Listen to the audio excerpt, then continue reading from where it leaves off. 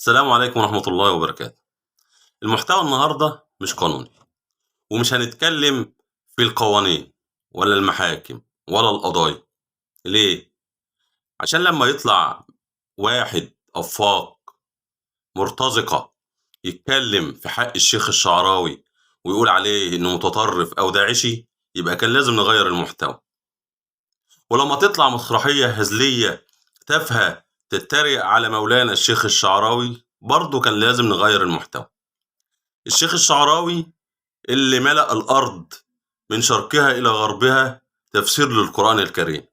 الشيخ الشعراوي اللي بيفسر القرآن الكريم بطريقة سهلة وبسيطة يفهمها العالم وبيفهمها الرجل البسيط. الشيخ الشعراوي اللي مؤلفاته أكتر من 500 مؤلف وكتاب جابوا العالم الإسلامي كله تفسير وعقيدة وفقه. الشيخ الشعراوي اللي النبي صلى الله عليه وسلم قال فيه إن الله يبعث على رأس كل 100 عام من يجدد لهذه الأمة أمر دينها، وأظنه إن شاء الله الشيخ الشعراوي القيمة والقامة والعالم والعلامة والمعلم.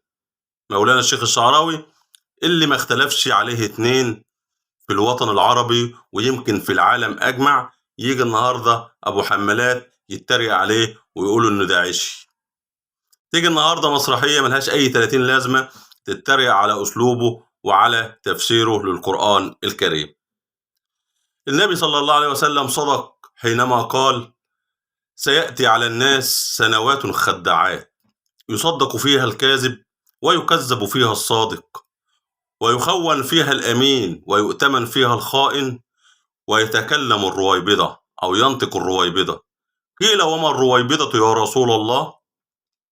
قال الرجل التافه يتكلم في أمر العامة. والنهاردة الرويبضة بقوا كتير، اللي على شكلة أبو حمالات أو غيره كتير جدا، اللي بيهاجموا الإسلام وبيهاجموا المسلمين وبيهاجموا علماء المسلمين، وما أكثرهم في هذا الزمان.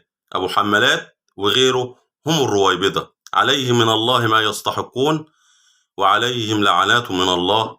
ورحم الله شيخنا ومولانا الإمام الداعية مولانا الشيخ محمد متولي الشعراوي. والسلام عليكم ورحمة الله وبركاته.